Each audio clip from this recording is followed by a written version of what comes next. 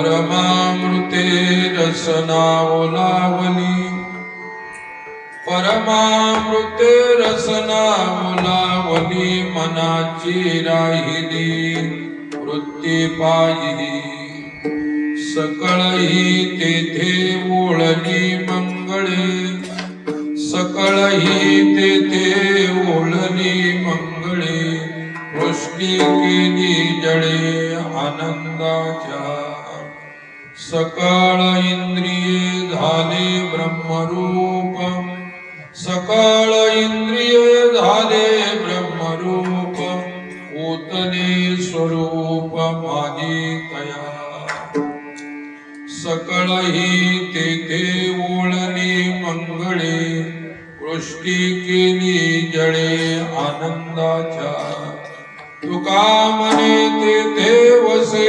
भक्तराम तुका म्हणे तेथे वसे भक्तराम तेथे नांदे देव संदेह नाही सकळही तेथे ओळली मंगळे वृष्टी केली जळे आनंदाच्या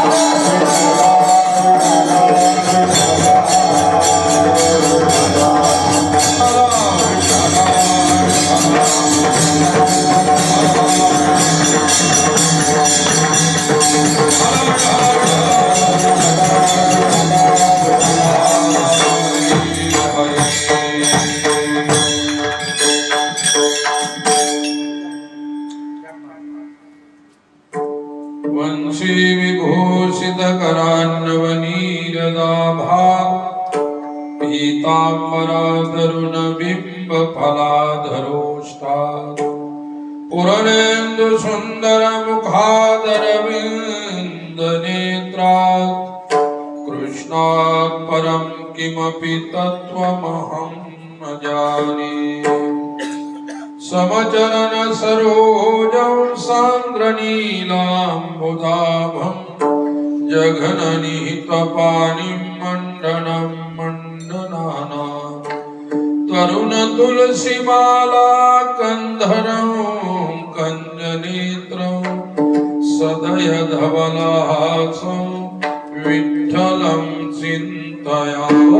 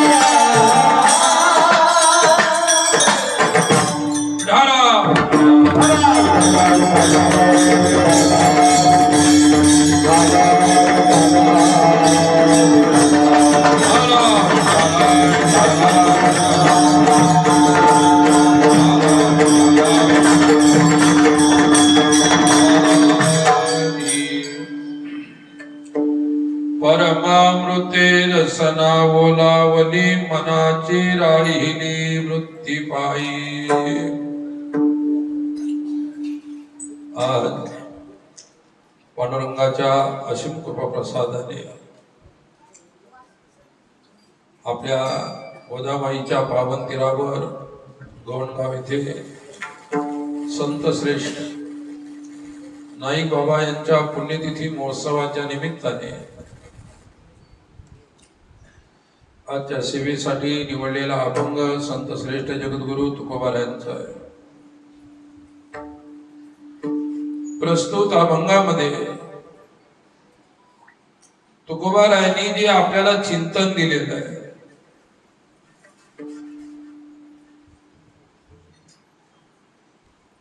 भगवत भक्ताची रचना म्हणजे वाणी, जिव्हा भक्ती प्रेमाने या नामस्मरणाने सदैव उथंबलेली असावी.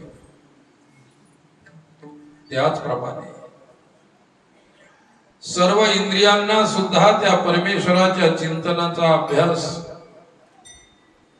आणि इंद्रिय जर त्या चिंतनामध्ये डुबलेले असतील तर शेवटी इंद्रियाची स्थिती आणि स्वरूपता तीच होत असते. शेवटी तुकोबारायांनी भगवत भक्ताची महिमा सांगून आपल्या अभंगाचं चिंतन पूर्ण केलेलं आहे. विठ्ठला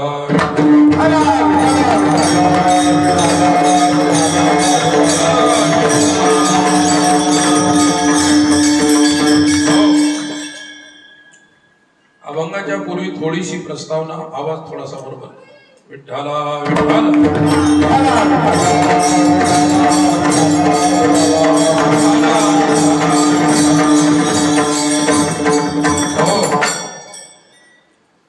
आजची सेवा योगायोगाने माझ्याकडे आलेली आहे. नियमाप्रमाणे आणि नियमाची सेवा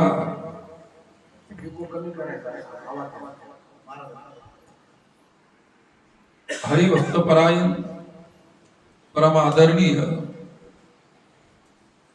वंदनीय संत श्री विजयानंदजी महाराज वास्तविक महाराजांची सेवा आहे आणि महाराजांच्याच अनुमतीने मी आजची सेवा करत आहे. काल महाराष्ट्रींच्या गावामध्ये आमचा मुक्काम होता.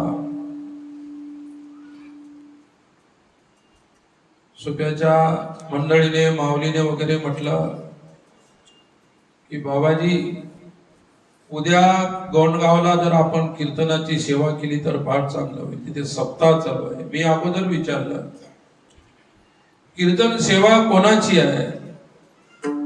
त्यांनी एवढं सांगितलं की आपल्या महाराजांची आहे. आपल्या महाराजांची म्हटल्यानंतर मी स्वीकार केला.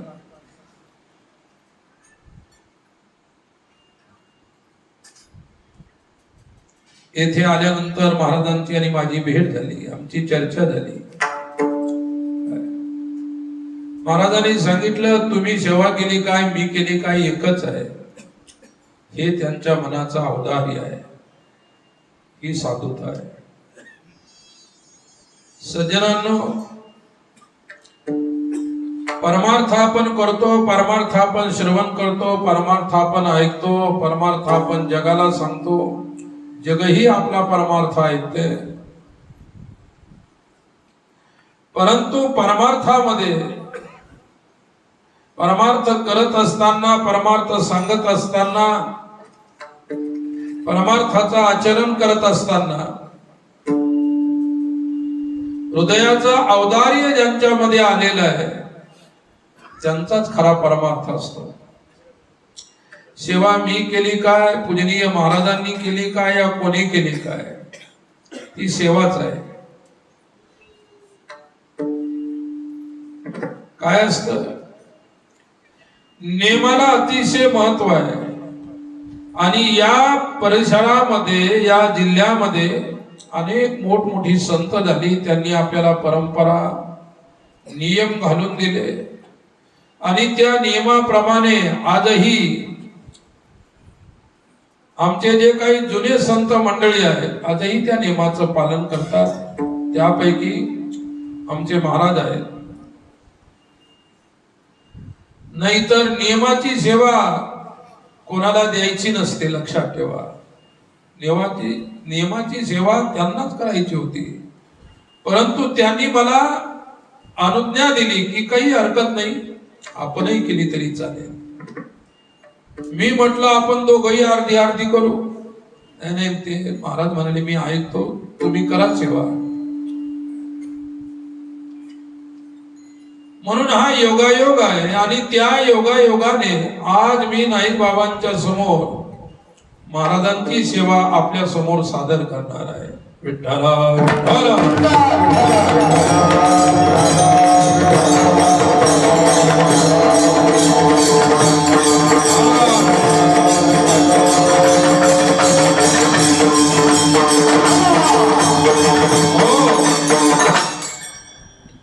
मनुष्यासारखं शरीर प्राप्त झाल्यानंतर मनुष्याने भगवत सेवा, परमार्थ करायला पाहिजे. परमार्थाचा अर्थच आहे की परमेश्वराची सेवा, भगवत सेवा, भगवत नामसंकीर्तन आदी आदी. भगवत भक्ताच्या जीवनामध्ये ही सेवा स्वाभाविक आहे. त्यांच्या स्वभावात मुरलेली असल्यामुळे ते करत असतात. परंतु अवजानन्ति मां मूढा मानुषीं तनुमाश्रितं परं भावमजानन्तो मम भूत महेश्वरम. भगवंताची सेवा. भगवंत म्हणतो की मानुषीं तनुमाश्रित, मनुष्याची तनु शरीर मिळाल्यानंतर जर या शरीराने भगवत सेवा घडत नसेल तर हे शरीर प्राप्त करणं किंवा शरीर घेणं किंवा शरीराला येणं व्यर्थ आहे.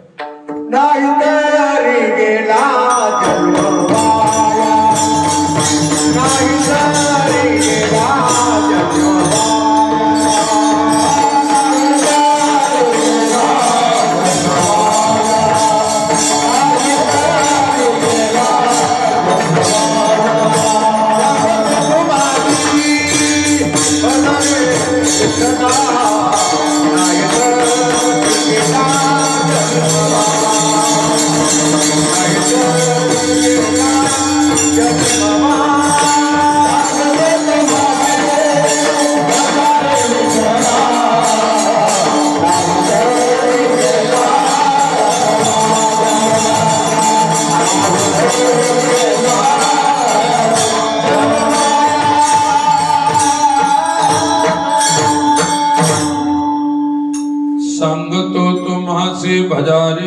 विठ्ठला नाही तरी गेला जन्म वाया. तो कव्वार आहे म्हणतात. काय तुम्हाला मी आवर्जून सांगतो की विठ्ठलाचं भजन करा. नाही केलं या शरीराने विठ्ठलाचं भजन, तुमचं शरीराला येणं व्यर्थ आहे. नरदेह निधान लागले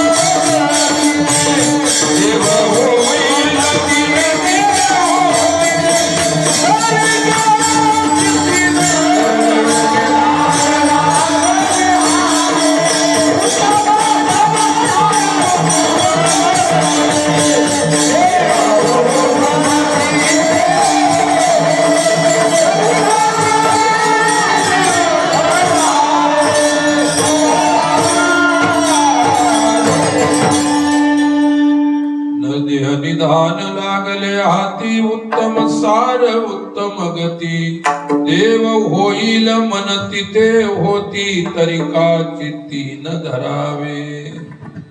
काय नरदेहासारखा हा निधी, नरदेहासारखं हे जीवन आपल्याला प्राप्त झालेलं आहे. उत्तम सार उत्तम गती. या जीवनाला आल्यानंतर परमार्थ केल्यास जीवनाचा उत्तम सारही प्राप्त होईल आणि उत्तम सार प्राप्त झाल्यानंतर उत्तम गती मिळेल. उत्तमची गती तो एक पावेल, उत्तम भोगील जीव खानी. उत्तम गती त्याला प्राप्त होईल. उत्तम गती प्राप्त केल्यापेक्षा उत्तम जीवनाचा सार प्राप्त करणं महत्वाचं आहे. विठ्ठला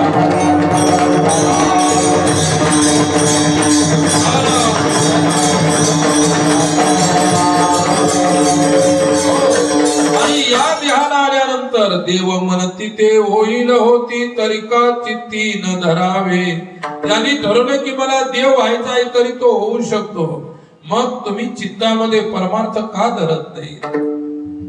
तो खबर आहे वेळोवेळी तुम्हाला आम्हाला साधकाला समाजाला किंवा भगवत भक्तांना जागृत करत असतात. अरे जो जागा आहे तोच इतरांना जागा करू शकतो. झोपलेला माणूस कोणालाही जागा करू शकत नाही. उठ जागे मारे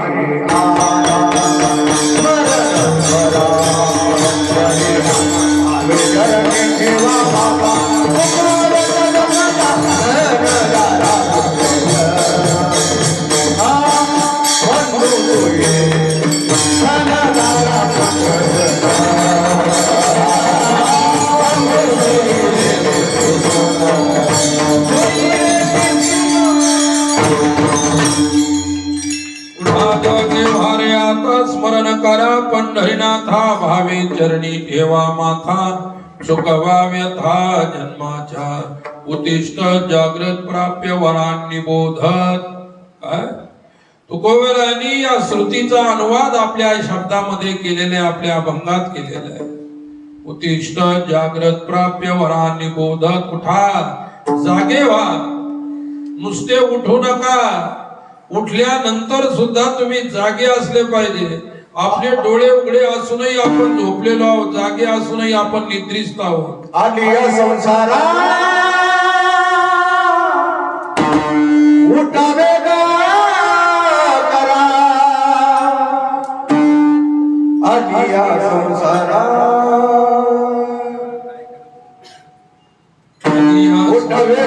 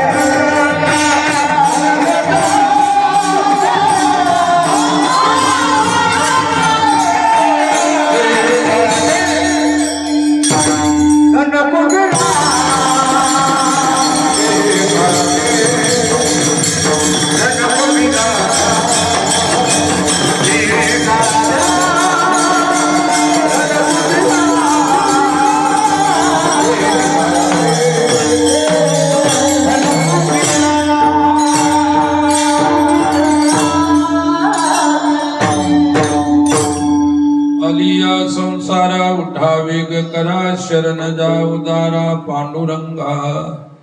संसाराला म्हणजे जन्माला आलात ना तुम्ही तर घाई करा, उठा उठा वेग करा आणि काय करा, शरण जा उदारा पांडुरंगा. भगवंताला शरणापन्न व्हा, भगवंताला शरण जा.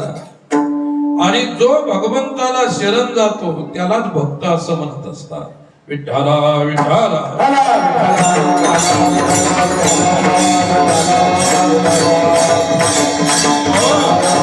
आणि अज्ञानी लोकांना हे ज्ञान नसल्यामुळे ते सांगतात. केव्हा केव्हा अशी परिस्थिती आहे की भगवत सानिध्य राहूनही अज्ञान शिल्लक राहतं. कधी कधी साधूच्या सानिध्यात राहूनही काही लोकांचं अज्ञान शेष राहतं.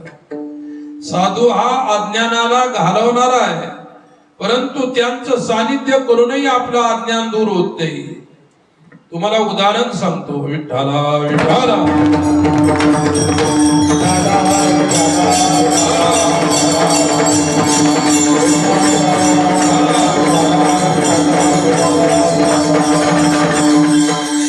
ओ भगवान श्रीराम वनवासामध्ये असताना,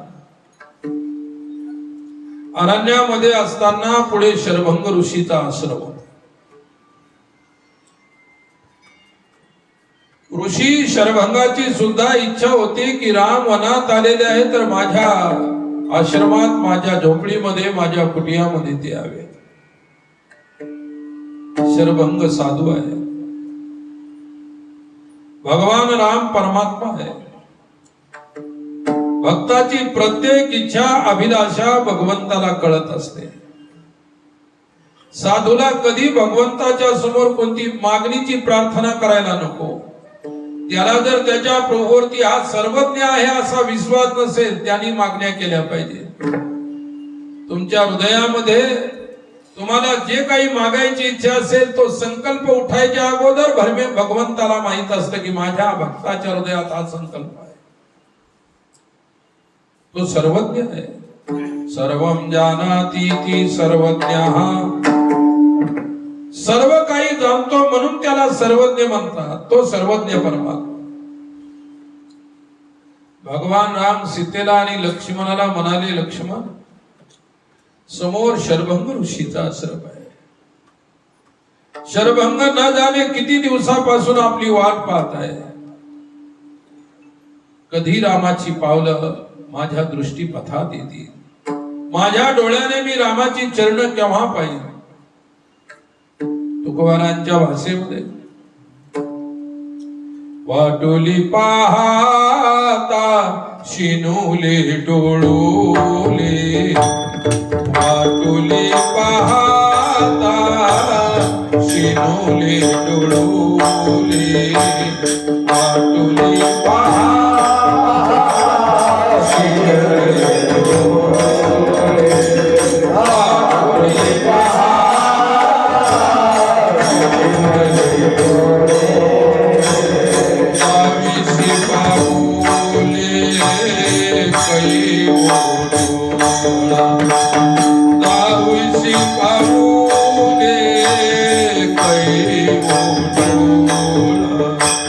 डोळोले. वाटोली वाटोली पाहता वाटोली पाहता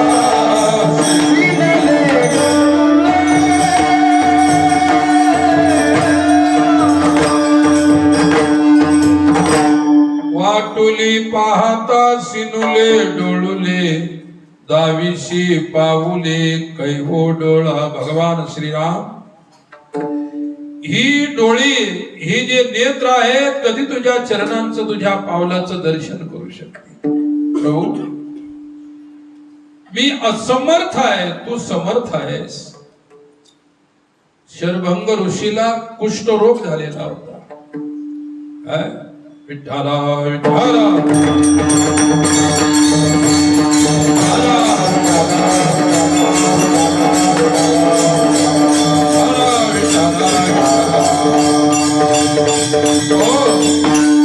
ऋषी शरभंगाला कुष्ठ झाला होता. संपूर्ण अंगातून रक्त आणि पू वाहत होता. त्यांचं शरीर गळून गेलेलं होतं. प्रत्येकाच्या शरीराचं आपलं प्रारब्ध असतं. ज्या प्रारब्धाने तुम्हाला शरीर दिलेलं आहे त्या प्रारब्धातील प्रत्येक भोग तुम्हाला भोगावा लागेल. कारण भोगतो न सरे भोगल्या वाचून, भोग भोगल्याशिवाय संपत नाही. काय केले कर्म झाले ही जी भोगा उपजले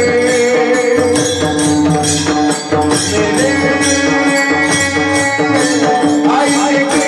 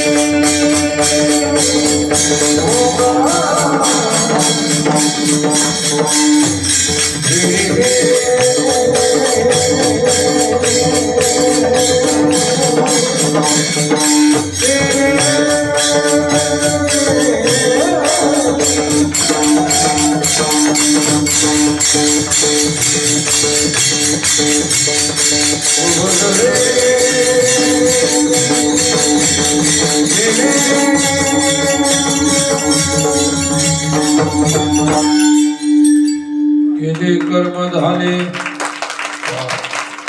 त्याची भोगाले उपजले मेले ऐसे किती.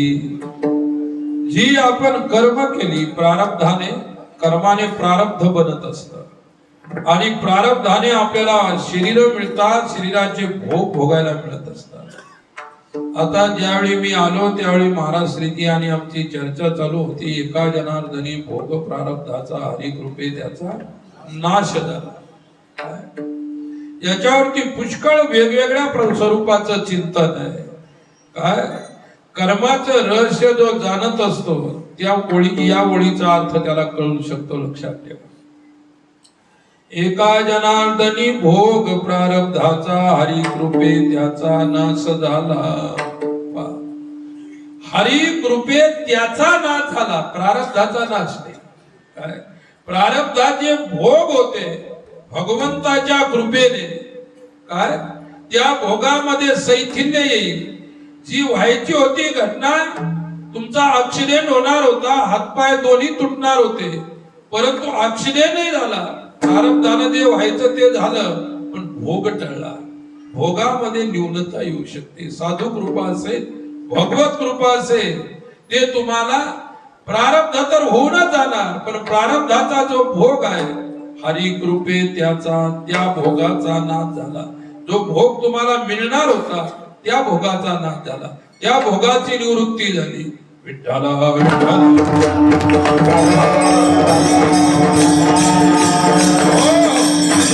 काय झालं की मतंग ऋषीच्या शरभंग ऋषीच्या आश्रमामध्ये भगवान श्रीराम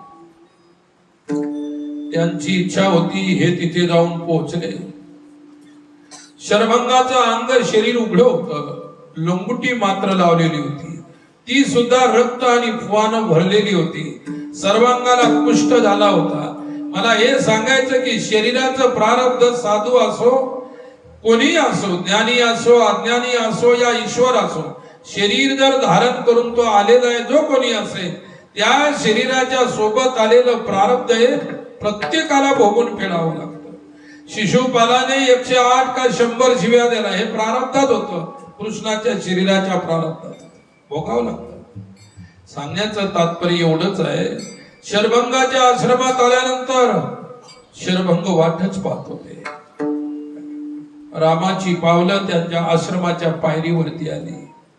शरभंग भावातूर झाले, प्रेमाने इतके भाव विभोर होऊन गेले, त्यांना सुद्धा भान राहिलं नाही. विठ्ठल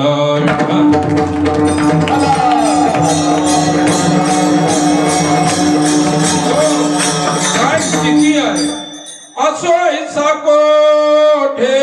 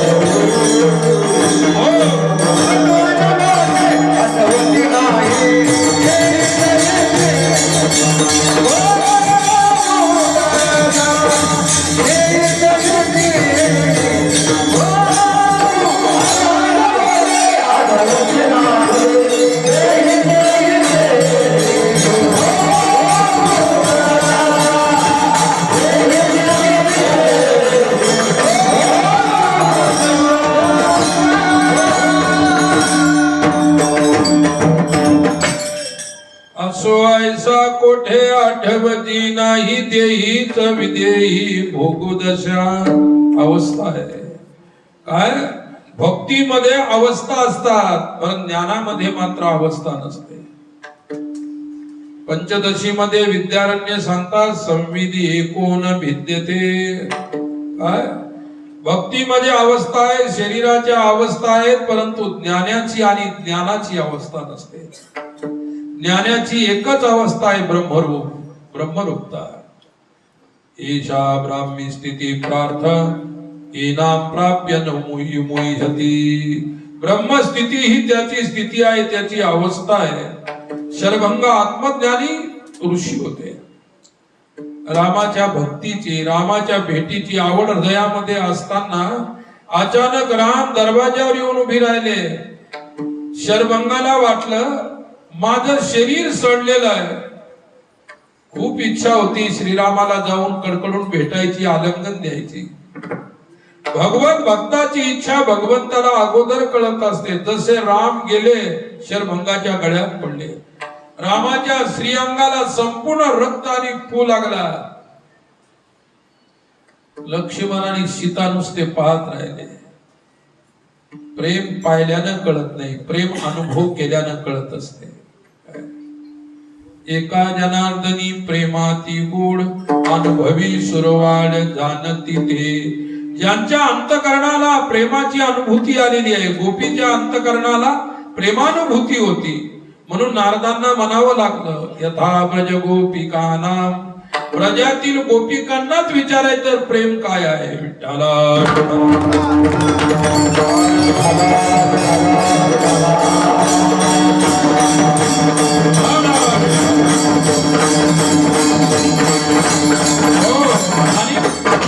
भगवत भक्ताच्या जीवनामध्ये लक्षात ठेवा, जो त्यागी आहे त्याला प्रेमाची किंमत कळते आणि त्यागी पुरुषालाच असली प्रेमाचं महत्व असतं.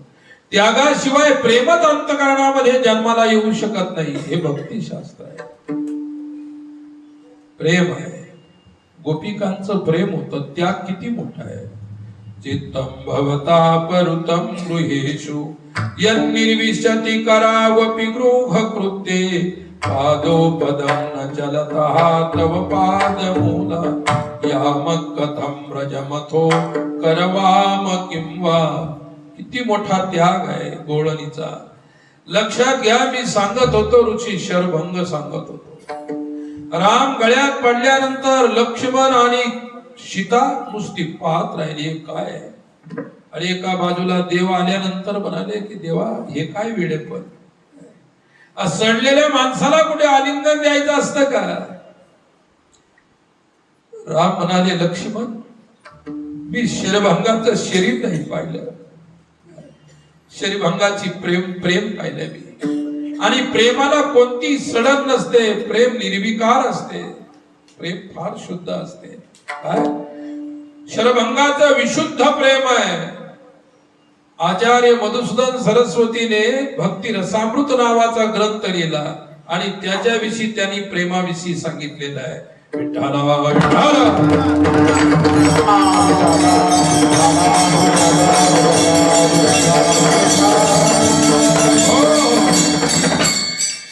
कैतवरहितम प्रेम. आचार्य मधुसूदन म्हणतात, कैतवरहितम प्रेम. प्रेम कसं आहे? कैतव म्हणजे कपट. ज्या प्रेमामध्ये कोणत्याही प्रकारचे कपट नाही त्या प्रेमाला विशुद्ध प्रेम म्हटलेलं आहे.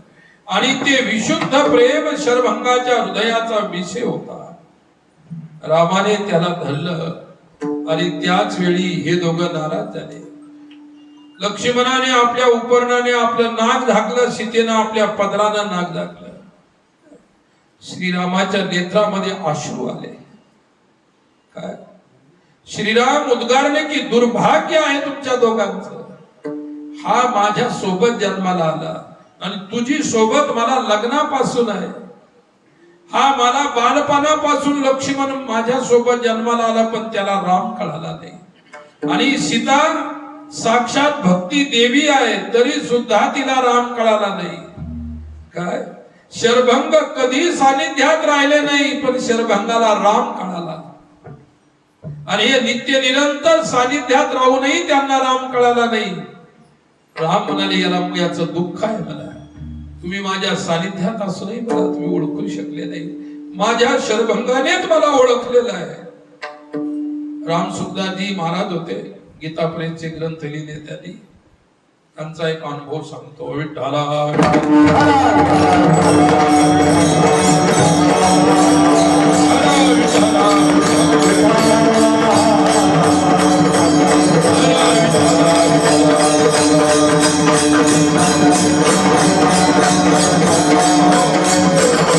सांगण्याचं तात्पर्य एवढंच आहे की प्रेम काय. राम सुखदाजी महाराज, आम्ही विद्यार्थी दशेमध्ये कैलास आश्रम ऋषिकेशला शिकत होतो. संस्कृत, व्याकरण, वेदांत, उपनिषद आमचे पाठ चालू होते. राम सुखदाजी महाराजांचा पाठ म्हणजे प्रवचन गंगेच्या पलीकडे गीता भवन आहे तिथे चालू होत. आम्ही विद्यार्थी होतो, संस्कृतच्या पहिल्या दुसऱ्या वर्गाचे विद्यार्थी. त्यांचं नाव ऐकून होतं एवढे मोठे महात्मा, इच्छा झाली की एकदा त्यांचं दर्शन करावं. गंगा पार करून लक्ष्मण झुल्याहून पलीकडे गेलो. विचारलं, आम्ही महाराष्ट्राचे विद्यार्थी आहोत, महाराजांचं दर्शन करायचंय, भेट घ्यायची आहे. भेट नाही घ्यायची, दर्शन करायचे. त्यांचा सेवक होता, कोणीतरी आत गेला खोलीमध्ये आणि त्यांना विचारलं की कोणीतरी असे विद्यार्थी आहे शिकणारे काय, आणि तुमचं दर्शन करू इच्छितात. विद्यार्थी आहेत ना शिकणारे, येऊ द्या त्यांना. खोलीमध्ये गेल्यानंतर पोता थरलेलं होतं असं आणि त्याच्यावर बसलेले होते. ते त्यांच्या चिंतनामध्ये होते. दरवाजा उघडला, आम्ही आत गेलो. दुरूनच त्यांचं असं दर्शन घेतलं. आम्ही दर्शन घेतल्यानंतर त्यांनी सुद्धा आमचं दर्शन घेतलं आणि त्यांनी म्हटलं, बसा ज्ञानोबा तुकोबा राय आले, बसा बसा बसा. ना आम्ही ज्ञानेश्वर माऊलीच्या अधिकाराचे न तुकोबा रायांच्या. पण साधूचं हृदय किती मोठं आहे. आम्हाला इतकी लाज वाटली, म्हटलं एवढे मोठे संत ना आपल्याला तेही सुद्धा पाया पडले. शेवटी म्हणलं, महाराज हम तो आपके बच्चे छोटे छोटे बालक है, आप महान है, ज्ञानी है, ऐसा मत को बोले. मैं कुछ भी महान नहीं हूं. क्या एवढं मोठं पण असून सुद्धा मोठेपणाचा गुमान नाही, मोठेपणाचा अहंकार नाही. हे साधू जीवन ही साधुता असते. विठ्ठला विठ्ठला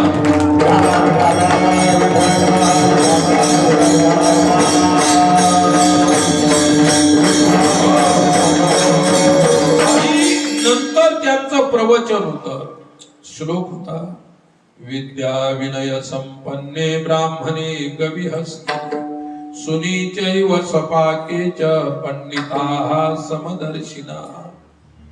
या श्लोकावरती महाराजांचं प्रवचन होतं.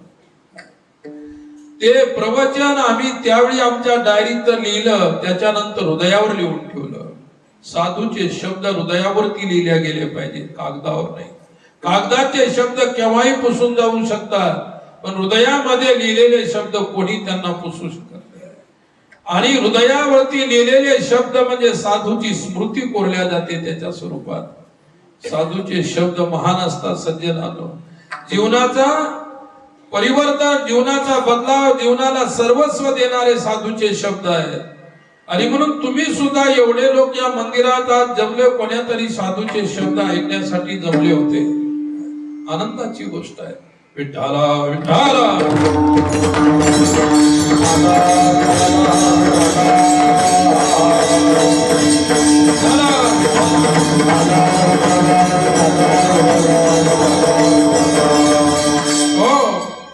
शरभंग ऋषी ज्यावेळी त्यांना रामाने आलिंगन दिलं, त्यांच्या अंगाची सर्व घाण शरीराला, प्रभूच्या शरीराला चिटकली. त्यांना घृणा निर्माण नाही झाली. आपल्या स्व अंतकरणामध्ये घृणा असेल तर आपल्याला प्रत्येकाच्या विषयी घृणेचा भाव निर्माण होत असतो. साधून कोणाची घृणा करायची नसते, लक्षात ठेवा. संस्कार असतो, प्रत्येकाचा संस्कार असतो. परंतु भक्तीचा, प्रेमाचा, ज्ञानाचा, परमार्थाचा संस्कार असेल. महाराजजी, मी एक जीवनातली छोटीशी गोष्ट सांगतो.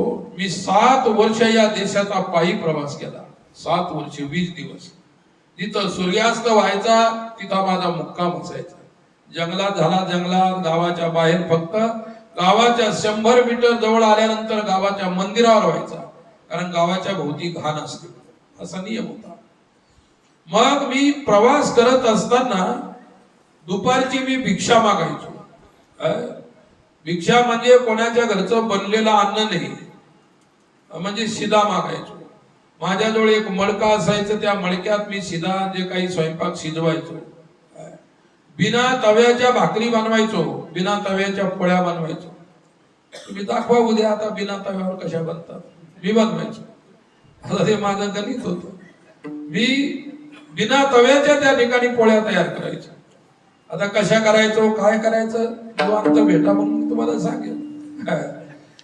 भाजी तर त्या मडक्यात व्हायची, तवा नसायचा. कधी कधी पोळ सांगूनच टाकतो की तेच मडकं अग्नीवर उलट ठेवलं, गरम झाले की त्याच्यावर पोळी टाकायची, पोळ्या व्हायच्या. तव्याचं काम नव्हतं. त्याच मडक्यात पाणी प्यायचं, तेच मडकं. ते मल्टीपर्पज होतं. काही त्याच्यातून कोणती सेवा करून घ्या, ते मडकं होतं. मडकं ठेवायचो, कोणतं कमंडल नाही, काय नाही. तर काय झालं, दुपारची वेळ होती, मला काही भिक्षा मिळाली नाही. जवान होतो, चालल्यामुळे खूप भूक लागली. एक मनुष्य रस्त्यामध्ये भेटला. तो म्हणाला, महाराज कुठे चाललात? म्हटलं भिक्षा मागायची होती गावात. ते म्हणे, ही भिक्षाची वेळ आहे का? वेळ आता टळून गेली, आता मिळणार नाही. म्हटलं बरोबर आहे. 12 वाजले होते. 11 आणि 12च्या मध्ये मी भिक्षा मागायचो. परंतु त्या माणसानं मला काय सांगितलं, इथून थोडस पुढे गेल्यानंतर पश्चिमेकडे रस्ता जातो, तिथे फार मोठे संत राहतात. तुमच्या परम भाग्यानं त्यांचं दर्शन तुम्हाला होऊ शकतं. आज तेथेच आहे ते.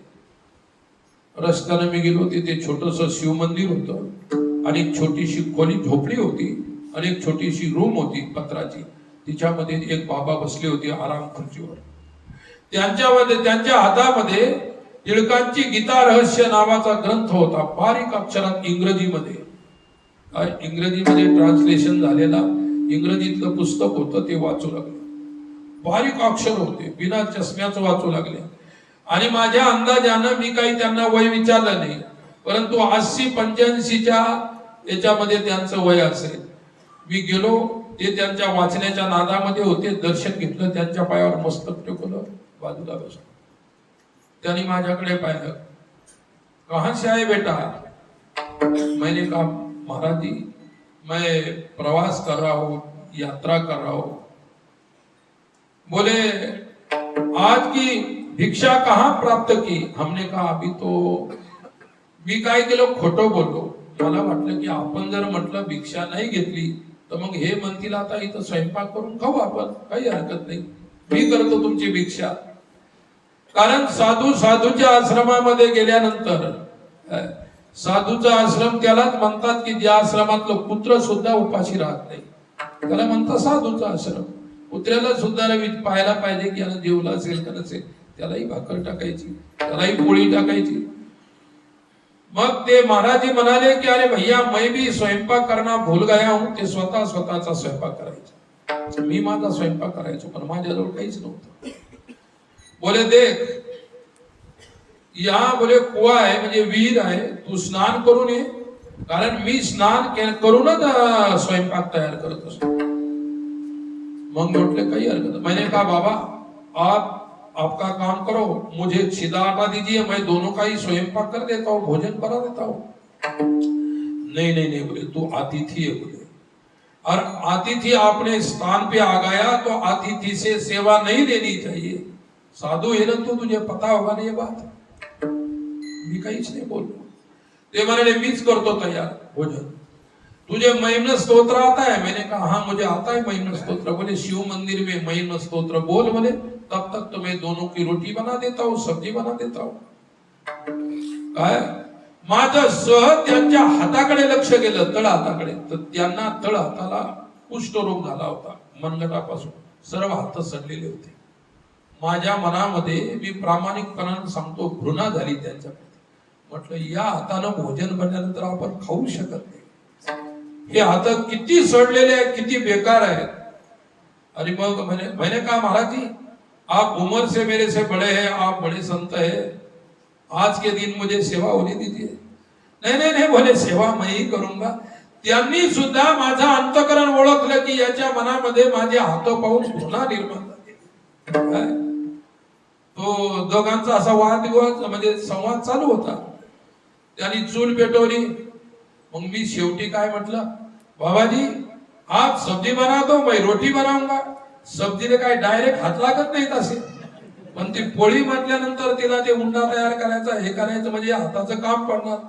नहीं नहीं बोले बड़ा चालाक दिखता है. बोले मैं सब्जी भी मैं बना दूंगा, रोटी भी मैं ही बना दूंगा, तुम केवल प्रसाद लेना बस. ठीक आहे. काय करता, नाही म्हणता येत नव्हतं. एवढे मोठे संत होते, मोठे होते. सांगणाऱ्याला मला सांगितलं की तुमचं भाग्य आहे, आज त्यांचं दर्शन होणार आहे.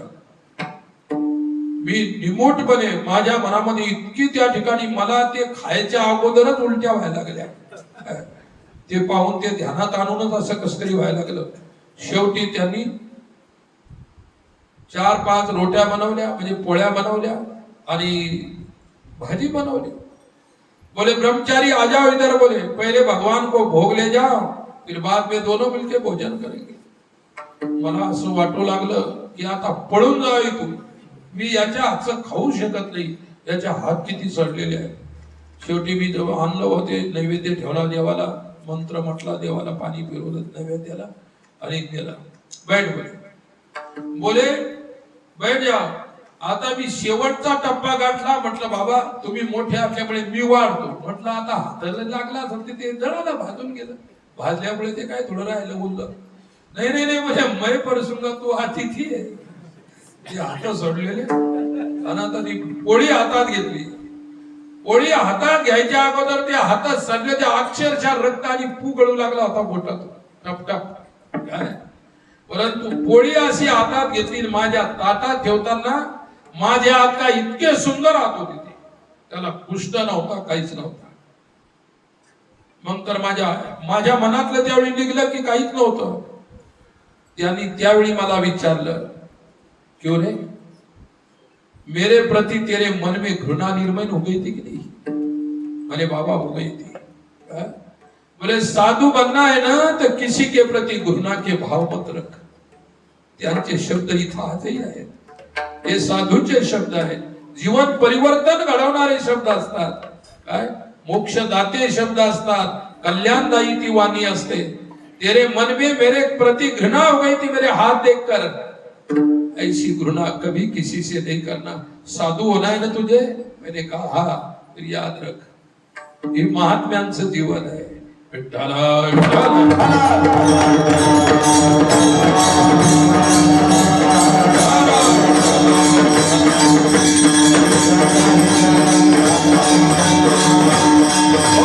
मी सांगत होतो की ऋषी शरभंग सीतेला आणि लक्ष्मणाला इतकी समज दिली रामाने. धिक्कार आहे तुमच्या दोघांचा. माझ्या शरभंगाला मी राम सुखदाजीचं उदाहरण याच्यासाठी सांगितलं होतं की राम सुखदाजीने आम्हाला असं बोलता बोलता सांगितलं, इतना ही कहो तुम्हारे कृष्ण को कि मैं तेरा हूं. जिस दिन साधू या कृष्ण कहेगा की तू मेरा है, परमार्थ परिपूर्ण. साधूनं म्हणायला पाहिजे की तू माझा आहेस, देवानं म्हणायला पाहिजे की तू माझा आहेस. बस इतकी तुम्हाला त्या ठिकाणी परमेश्वराची वाणी ऐकायला मिळाली, साधूची वाणी ऐकायला मिळाली तर कृतार्थता आहे. मैं तेरा हूं, तू मेरा है. विठ्ठला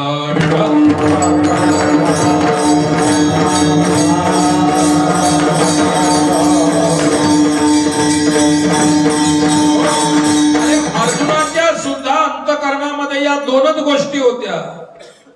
अहम येशाम मम येते.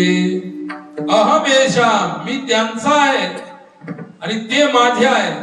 या दोनच गोष्टीचं अज्ञान हे अर्जुनाच्या हृदयामध्ये होतं आणि म्हणून श्रीकृष्णाने अर्जुनाला गीता सांगितली ते अज्ञान तेवढं काढण्यासाठी. स्वामी रामतीर्थ संन्यासी होते, शिकलेले संन्यासी होते, आधुनिक युगातले तत्कालीन महान संन्यासी होते.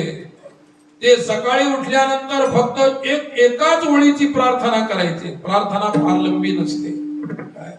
राम म्हणायचे त्यांच्या रामाला, हे Ram, oh my god, I am part of थी. हे माझ्या परमेश्वरा, मी तुझा आहे. स्वामी रामतीर्थाची एवढीच प्रार्थना होती, हे माझ्या परमेश्वरा, मी तुझा आहे.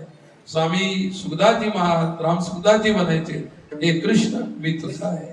विठ्ठला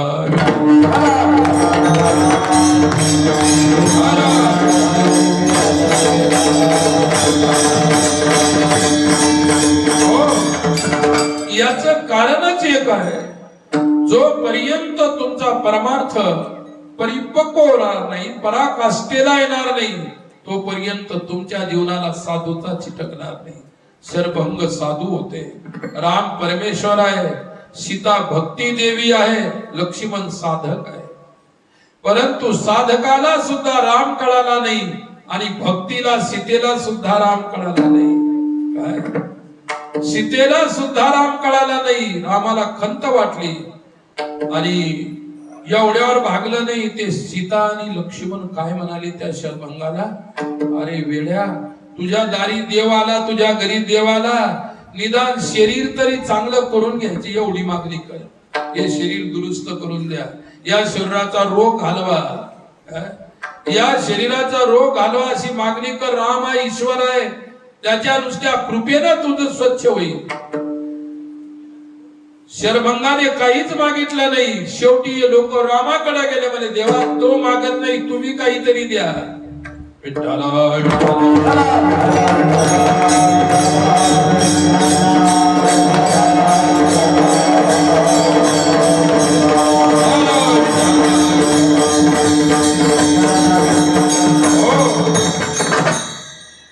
काय मागितलं शरभंगाने, चरण सरोरुह प्रीति अभंगा, चरण सरोरुह प्रीति अभंगा.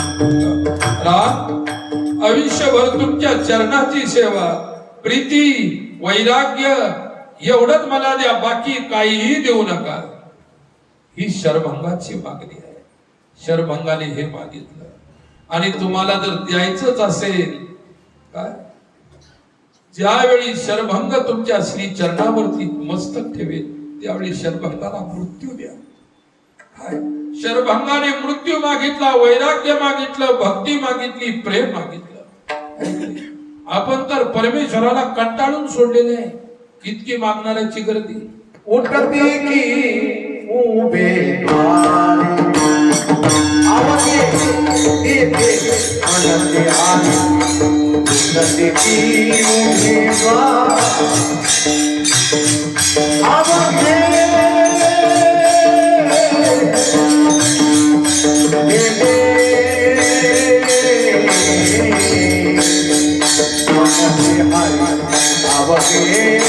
अवघे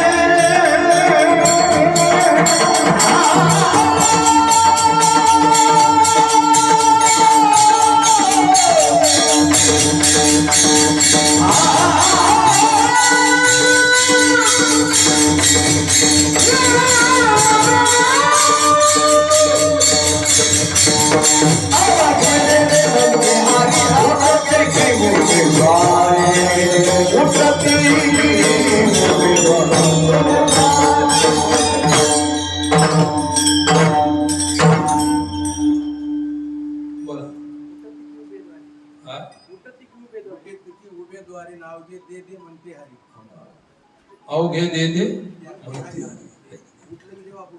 देवा पुढे उठले की मागायला यायचं आहे की नाही. आणि तुम्ही बालाजीला पहा किती गर्दी आहे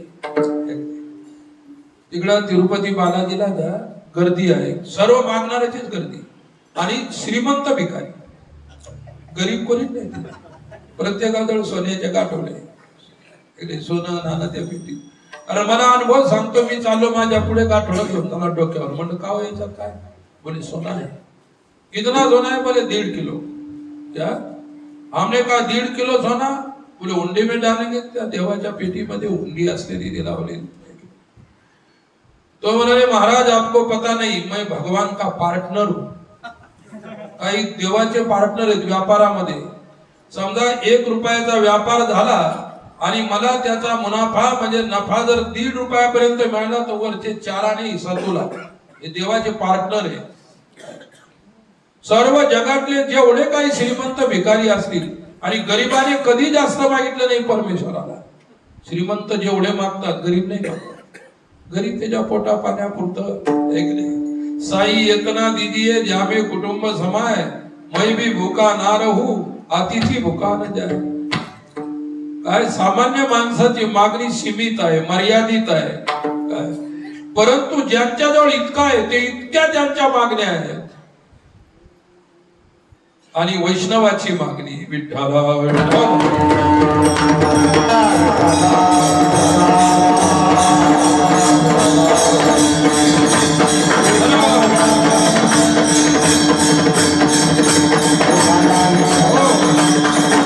वैष्णवाची मागणी ती पारमार्थिक मागणी आहे ईश्वर प्राप्तीची मागणी आहे. परंतु त्याच्यासाठी साधनारत व्हावं लागतं आणि साधनेमध्ये रत असणाऱ्या वैष्णवांचं जीवन अभंगाच्या पहिल्या चरणात. परम अमृत रसना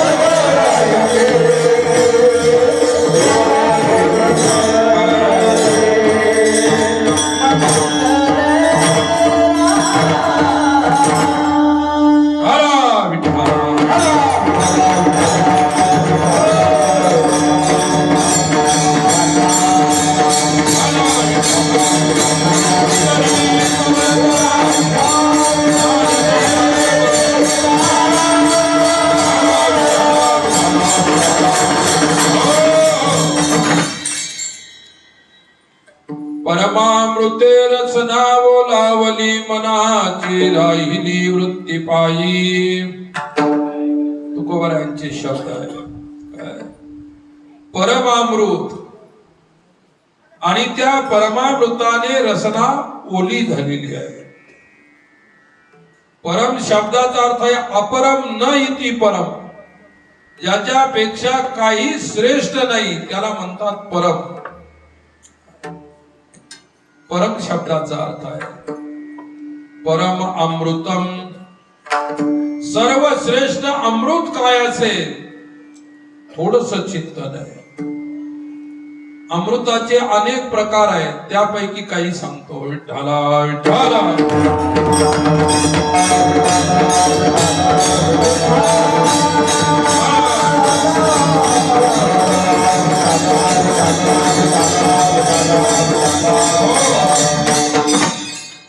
पहिलं स्वर्गामृत आहे, दुसरं नामामृत आहे आणि तिसऱ्या क्रमांकाला ज्ञानामृत आहे. परमार्थाच्या दृष्टीने हे तीन अमृत महत्वाचे आहे. स्वर्गामृत आहे, पुष्कळ पुण्य करायचं, स्वर्गात जायचं, स्वर्गात गेल्यानंतर तिथे अमृत प्राशन करायला मिळतं आणि काही कल्पापर्यंत तो अमर होतो. दुसरं नामामृत आहे काय, आणि तिसरं जे अमृत आहे ज्ञानामृत आहे. आणि आपल्या अभंगामध्ये तुकोबारायांनी चौथा अमृत सांगितलं, परमामृत. विठ्ठला विठ्ठल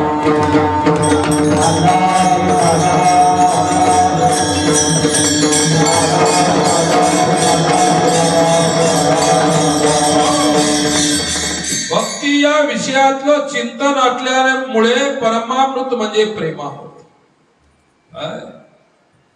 ज्या प्रेमामृताची प्राप्ती भगवत सेवेने भगवत भक्तीने प्राप्त होत असते. श्रीमद भागवतामध्ये संपूर्ण दशमस्कंध प्रेमामृत आहे. प्रथम अध्यायापासून तर दशमस्कंधाच्या शेवटच्या वेदस्तुतीच्या अध्यायापर्यंत प्रेमामृताचं व्याख्यान आहे. आणि त्यामध्ये रास पंचाध्यायी आहे ते विशिष्ट प्रेमामृत आहे. आणि त्याच्याही मध्ये जे गोपी गीत आहे त्याच्यामध्ये परमामृत पाहायला मिळतं. विठ्ठला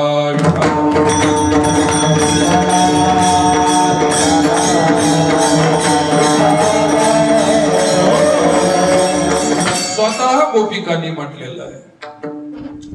तव कथामृतम तप्त जीवनम कवि पीडितम कल्मषापनम श्रवण मंगलम श्रीमदाततम भुवि गृह्णन्ति ते भूरिदा जना भुवि गृह्णन्ति ते भूरिदा जना. गोपी गीता मधील एक गीत आहे. तव कथामृतम तप्त जीवनम.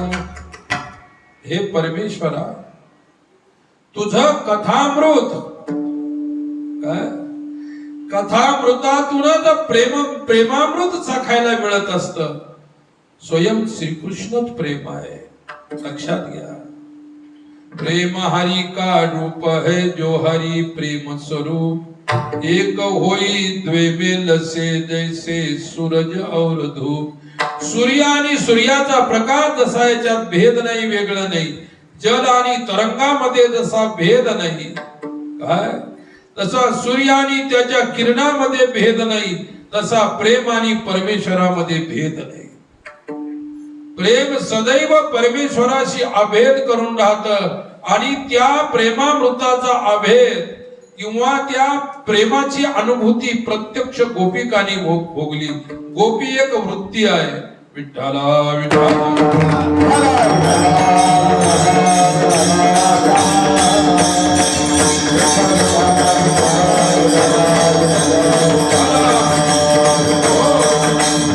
कारण टीकाकारांनी गोपी शब्दाचा अर्थ केला.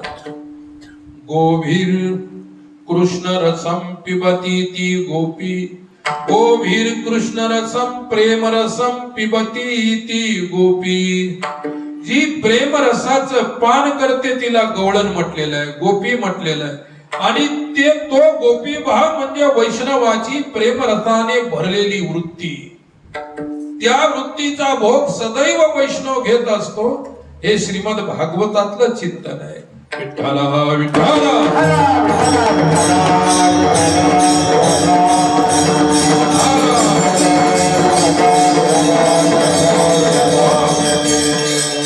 हे पहा, द्वैताचं प्रतिपादन करता येत असतं पण अद्वैताचं प्रतिपादन करता येत नाही. कारण अद्वैताचं प्रतिपादन करण्यासाठी शब्द नाही, श्रुती सांगते. यतो वाचो निवर्तन्ते अप्राप्य मनसा सह. माऊली सांगतात जेथ मनाची नखिन लगे बुद्धीची दृष्टी नरिगे ते इंद्रिया किरजोगे काही होईल. तुकोबाराय सांगतात वाचा वाचत वासी नये कोठे काय करावे कोठे काय करावे कोठे काय करावे. वाचा वाचत वासी नये कोठे काय करावे कोठे काय करावे कोठे काय करावे.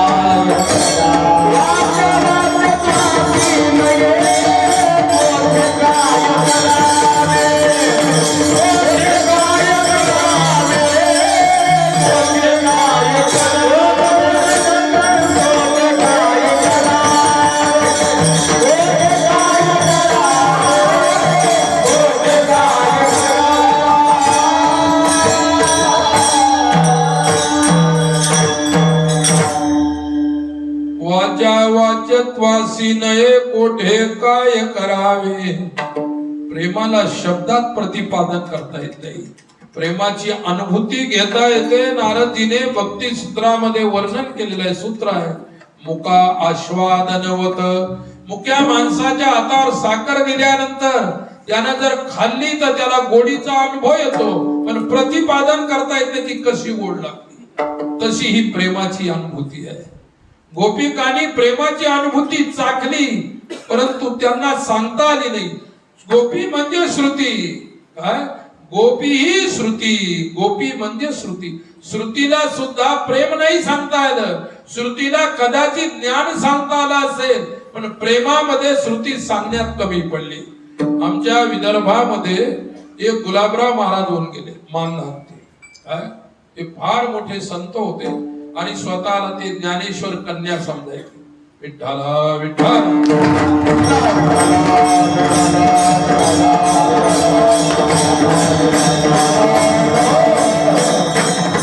ते प्रज्ञाचक्षु होते, दोन्ही डोळ्यांना आंधळे होते. जसे आमचे हरिभक्तपरायण मुकुंद काका आहे, त्याप्रमाणे दोन्ही डोळ्याने पण श्रुती, शास्त्र, वेद, दर्शन सर्व मुखोद्गत बोलता बोलता सहज बोलायचे. त्यांचे शब्द आहेत, त्यांचे शब्द असे आहेत, त्यांनी खूप द्वैत आणि अद्वैताची एक गोष्ट सांगितली की द्वैत कसं आहे, की द्वैत जे कल्पित होत आहे आणि अद्वैत शाश्वत आहे.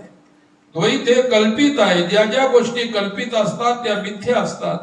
जे जे दृश्य असतं ते मिथ्या असतं आणि जे जे दृश्य असतं ते कल्पित असतं, असं वेदांत सांगतो. काय? कल्पित ज्याला आधे रूपाने राहते आणि अधिष्ठान जे रूपाने राहते त्याला अद्वैत म्हणतात. म्हणजे अद्वैतावरती आधे रूपाने सर्व दृश्य आहे. परमात्मा अधिष्ठान आहे, लक्षात ठेवा. भक्त्यर्थ कल्पितम द्वैतम अद्वैतादपि सुंदरम. गुलाबराव महाराजांचे शब्द. भक्त्यर्थ कल्पितम द्वैतम अद्वैतात अपि सुंदरम. भक्तीतलं जे भोगलेलं द्वैत आहे ते अद्वैतापेक्षा सुंदर आहे ते म्हणतात. जे भक्तीसाठी आपण ज्या द्वैताचा प्रयोग करतो आणि ज्या द्वैताला, कल्पित द्वैताला धरून आपण भक्ती करतो, ती भक्ती इतकी सुंदर आहे, त्याच्यापुढे अद्वैत सुद्धा नसतं. आणि म्हणून तर तुकोबारायांनी म्हटलेलं आहे, नको ब्रह्मज्ञान, नको ब्रह्मज्ञान, आत्मदीनी भाव. नको ब्रह्मज्ञान, आत्मदीनी भाव.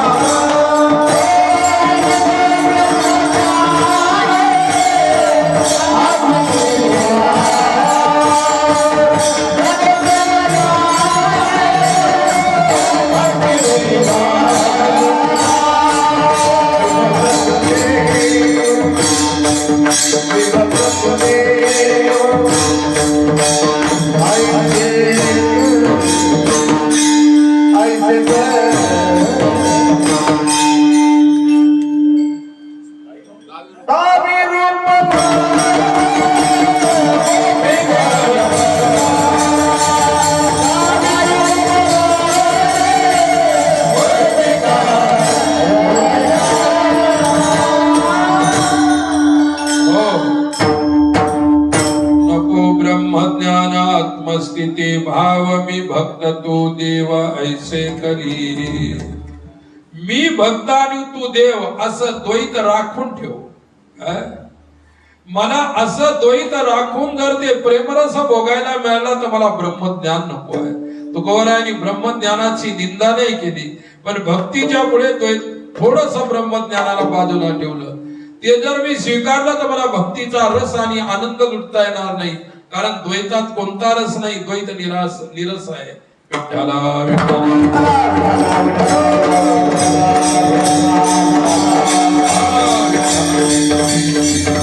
हो, म्हणून आपला विषय होता की परमामृते रसना ओलावली. भक्ती म्हणजेच प्रेमामृताला देणारी, प्रेमरूपी अमृताला देणारी आहे. ज्ञानामृताने मोक्ष मिळेल, स्वर्गामृताने काही दिवस जगता येईल, कल्पपर्यंत अमर होसाल. परंतु भक्ती मात्र फार महत्वाची आहे. आणि प्रेम कसं आहे, एक छोटस उदाहरण सांगतो. चैतन्य महाप्रभूच्या गौड संप्रदायामध्ये गदाधर भट्ट नावाचे विद्वान होऊन गेले, वैष्णव होते. गदाधर भट्ट न्यायाचे प्रकांड पंडित होते, न्यायशास्त्राचे. परंतु चैतन्य महाप्रभूच्या वैष्णवाच्या सानिध्यात आल्यानंतर त्यांच्यात परिवर्तन झालं आणि त्यांनी भक्ती मार्ग स्वीकारला. विद्वान असल्यामुळे श्रीमद भागवताची कथा करायची. 400 वर्षापूर्वीचा काळ आहे. त्यावेळी असे मंडप नव्हते, डेकोरेशन नव्हते, स्पीकर नव्हते, साऊंड नव्हते. कमी करा, जास्त करा, असं करा, भानगडीच नव्हते. झाडाखाली बसायचं, पोथी सुरू. गदाधर भट्ट भागवत सांगत होते. ज्ञानी पुरुष आहेत, भगवत भक्त आहेत, महान भगवत भक्त. ज्यावेळी ते श्रीमद भागवताचे करुणा प्रधान प्रसंग सांगायचे तर संपूर्ण श्रवणार्थी जे होते, श्रोते रडायचे. एका श्रोत्यानं लक्षात ठेवलं, हा साधू दुसऱ्याला रडवतो पण स्वतः रडत नाही. असं नाही की त्या ठिकाणी रडवणं सुद्धा कला आहे महाराज. आजकाल ते कथा कीर्तना ते रडवायचं, कोणाला हसवायचं, या कला आहे. स्वाभाविक त्या ठिकाणी जे आहे, रुदत्य भीक्ष्णम हसती क्वचिच्च, भागवतात वर्णन. रडणं हे स्वाभाविक पाहिजे, हास्य स्वाभाविक पाहिजे. कलेनं कोणाला हसवायचं, कलेनं कोणाला रडवायचं, ही कला आहे. ती कला नाटककार सुद्धा करतात आणि साधू करतात, म्हणजे काही विशेष नाही. ते कलाकार होतील पण कीर्तनकार होणार नाही. विठ्ठल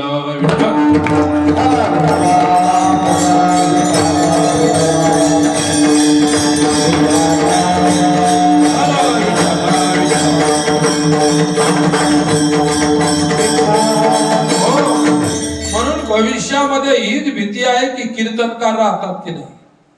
कलाकार वाढल्यानंतर तुम्ही नाही बरं, अरे भजन म्हणणारे सुद्धा एक कलाकारच म्हणतात. यांचंही नाव कलाकार आहे. तुमची कला आहे, गायन ही कला आहे. 14 विद्या आणि 64 कला आहे. 64 कलेमध्ये गायन सुद्धा कला आहे, उत्तम कला आहे. काय की ज्यावेळी गदाधर भट्ट इतके करुणा प्रधान वाणीनं सांगायचे, त्यांच्यामध्ये कारुण्य तर होतच. करुणा हा साधूचा सत्वगुणाचा एक गुण, करुणा. आणि ते एक माणूस उठला, तुम्हाला मला एक प्रश्न करायचा तुमच्याकडे, करा. महाराज, तुम्ही आम्हाला रडवता पण तुमच्या डोळ्यात अश्रूच नाही. गदाधर भट्ट म्हणाले, मी रात्र दिवस पांडुरंगाला, त्या परमेश्वराला, कृष्णाला एकच प्रार्थना करतो की माझ्याही डोळ्यामध्ये कधी अश्रू येऊ दे. काय माझं दुर्भाग्य आहे, माझ्या डोळ्यामध्ये अश्रूच उतरत नाही. त्यावेळी गदाधर भट्ट त्याला सांगत होते, काही गोष्टी अशा असतात त्या अनुभवानं द्यायच्या असतात, काही शब्दानं द्यायच्या असतात. शब्द संपल्यानंतर अनुभव असतो पुढे. अचानक चर्चा चालूच होती, प्रश्न उत्तर चालूच होते. त्यावेळी पिंपळाच्या वृक्षाखाली बसून कथा चालू होती. पिंपळाच्या वृक्षाचं हिरवगार पान तुटलं, गदाधर भट्टांच्या डोक्यावर पडलं. जसं ते डोक्यावर पडलं, जळून राख झाली त्या पानाची. 4-5 पानं पडले, अंगावरती राख होऊन गेली, बाजूला पडले. लोक अचंब्यात पडले, काय आहे. आणि त्यांना ते सुद्धा विचारलं की तुमच्या अंगावरती पिंपळाची ही ओली पानं पडली, हिरवी पानं ती जळाली कशी. ते म्हणाले, त्याच्यामुळे तर माझ्या डोळ्यात अश्रू नाही. याच्यावरून सांग, या ज्या गोष्टी घडल्या, पिंपळाची पानं, हिरवी पानं जी माझ्या अंगावर पडल्यानंतर जळाली, काय याच्यामुळे तर माझ्या डोळ्यात अश्रू नाही. आणि याचंही विवेचन करून सांगतात ते. विठ्ठला विठ्ठला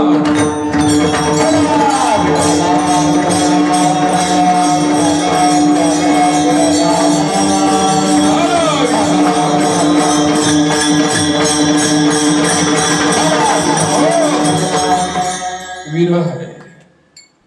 गदाधर भट्ट विरहाच्या अग्नीमध्ये त्यांचं हृदय जळत होतं. अरे, हृदयात जर ओलावा असेल तर हृदयातला ओलावा अश्रूच्या द्वारे डोळ्यातून बाहेर पडत असतो.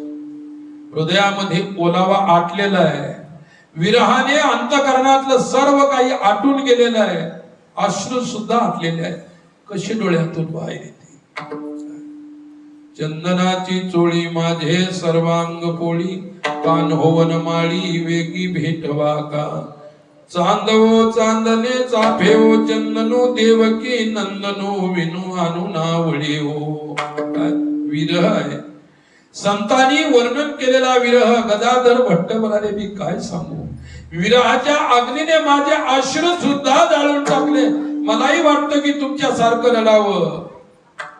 त्यावेळी समोरच्याच्या लक्षात गदाधर भट्टांचा अधिकार आला. किती मोठे अधिकार पुरुष, अशा अधिकारी पुरुष कवी मीराबाई म्हणतात.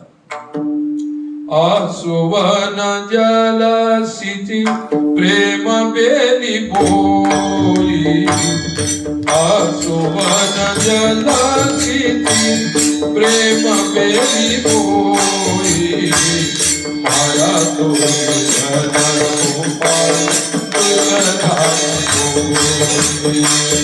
मारा तो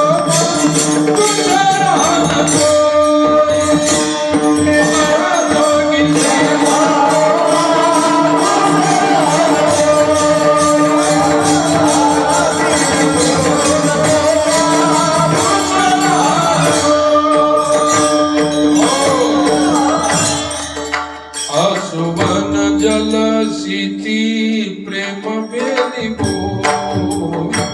प्रेम वेलीला जर टवटवीत ठेवायचं असेल तर प्रेमाश्रूच्या जलानं तिला सिंचन करावं लागेल. त्याच वेळी ती अश्रूची वेली, प्रेमाची वेली जिवंत करायची.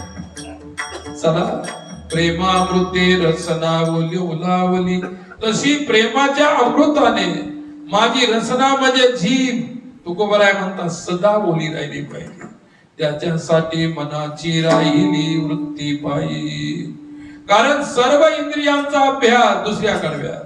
सकल हिंदते वररे मंगले,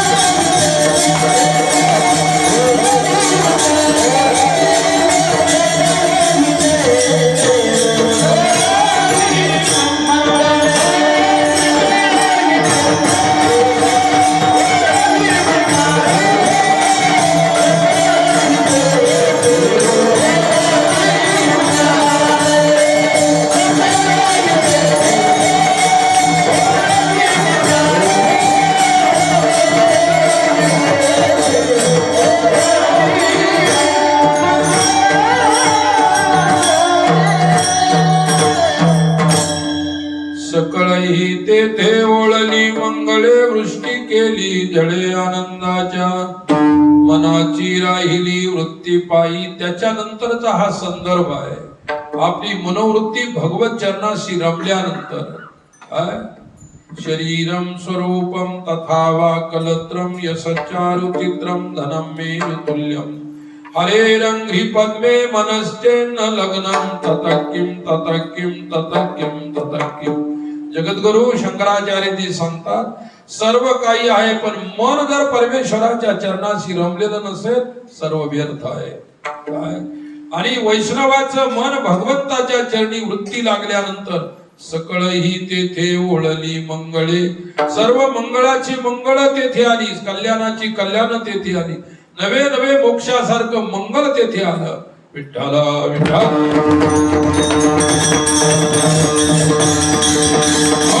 आणि वृष्टी केली जळे आनंदाच्या. त्याच्या अंतकरणाच्या भुईवरती आनंदाची वृष्टी झाली. म्हणजे त्याच्या जीवनामध्ये आनंदाच्या व्यतिरिक्त काहीच राहिलं नाही. आनंदाचे डोही आनंद तरंग आनंदाची अंग आनंदाची. त्यांचं संपूर्ण जीवन आनंदमय आहे. कारण का आनंद त्यांनी आपल्या सकल इंद्रियामध्ये ओतलेला आहे. तिसऱ्या कडव्यात सकळ इंद्रिय आदि ब्रह्मरूप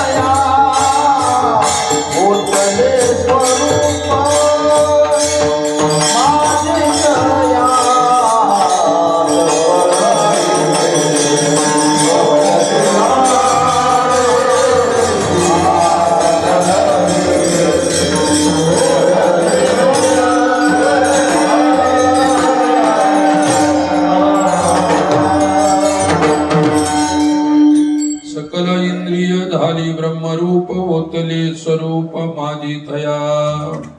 सकळ इंद्रिय पंच ज्ञानेंद्रिय पंच कर्मेंद्रिय मन 11 इंद्रिय सर्व सकळ इंद्रिय झाले ब्रह्मरूप. काय आनंदाची अनुभूती झाल्यानंतर जीवनामध्ये प्रत्येक इंद्रियाला अनुभूती घेण्यासाठी आनंद शेष राहतो. आणि ज्यावेळी इंद्रियाला आनंदाची अनुभूती झाली कोणत्या इंद्रियाला तोही मोठा प्रश्न आहे. विठ्ठला विठ्ठला.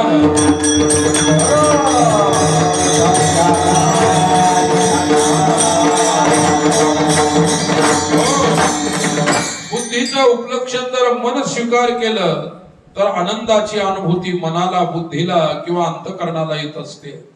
बाकीचे हे बाह्य विषयामध्ये जाणारी सर्व इंद्रिय बाह्य विषयाचा अनुभव घेतात, बाह्य विषयाचं ज्ञान करून घेतात. कारण आनंद हा इंद्रियाचा विषय नाही. आनंद हा इंद्रियाच्या अतीत असल्यामुळे आणि संपूर्ण आनंद ज्यांनी आपल्या अनुभूतीचा विषय बनवलेला आहे ती अनुभूती अंतकरणाला येते. सकळ इंद्रिय झाली ब्रह्मरूप ओतले स्वरूप माझी. म्हणजे इंद्रिया माझी. सर्व इंद्रियामध्ये आनंदच भरून शेष राहिलेला आहे. म्हणजे सर्व इंद्रियाचा विषय एक आहे. आपले अनेक इंद्रिय आहे, अनेक इंद्रियाचे अनंत विषय आहे म्हणून आपल्यामध्ये द्वैत शेष आहे. परंतु सर्व इंद्रियाचा विषय एक झाला तर अद्वैताची अनुभूती आल्याशिवाय राहणार नाही. असा स्खलित वेदांत किंवा अद्वैत चिंतन तुकोबारांनी आपल्या अभंगात दिलेलं आहे. वेळ संपत आलेला आहे म्हणून विठोबा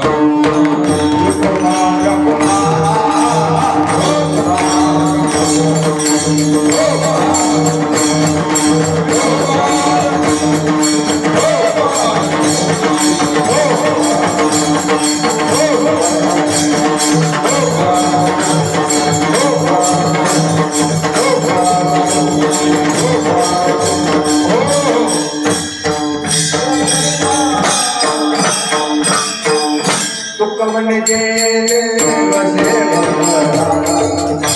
सुख म्हणजे देव सेवक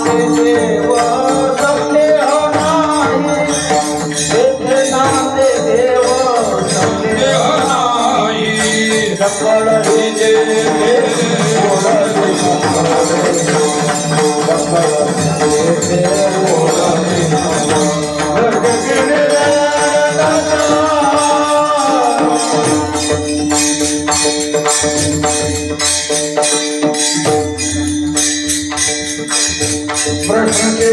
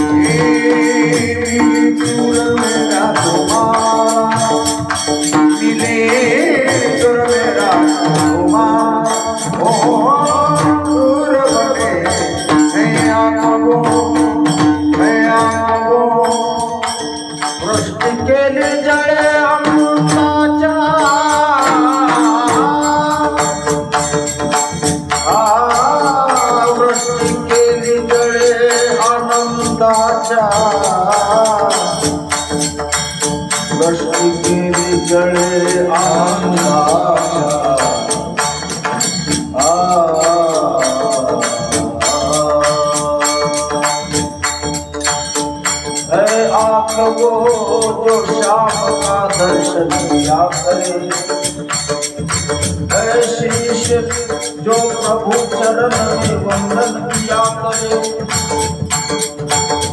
बेकार वो मुख है, बेकार वो मुख है जो रहे व्यर्थ बातों में। मुख वो है जो हरि नाम का सुमिरन किया करे। हिरे मोती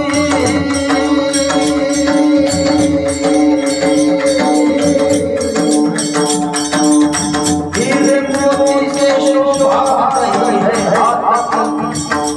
है हाथ जो भगवान का पूजन किया करे पर करके अमर नाम है तुझी का जगह जो गुप्ते में वंदा रजके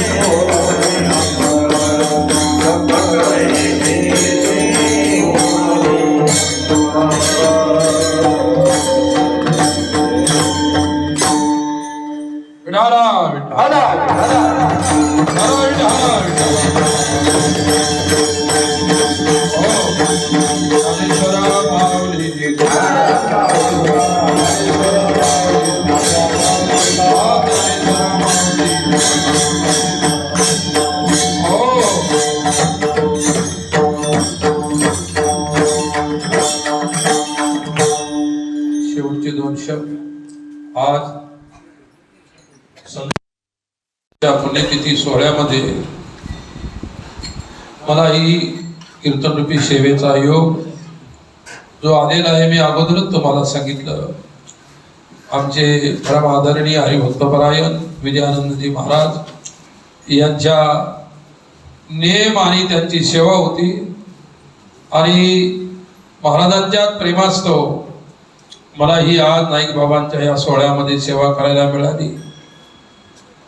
कीर्तनरूपी सेवेसाठी हजर असणारे आमचे हरिभक्तपरायण भगवान महाराज, हरिभक्तपरायण काशीनाथ महाराज, हरिभक्तपरायण सर्व गुणीजन आणि हरिभक्तपरायण भगवान महाराजांच्या सानिध्यामध्ये ही सर्व बाल गोपाळ बाल वैष्णव,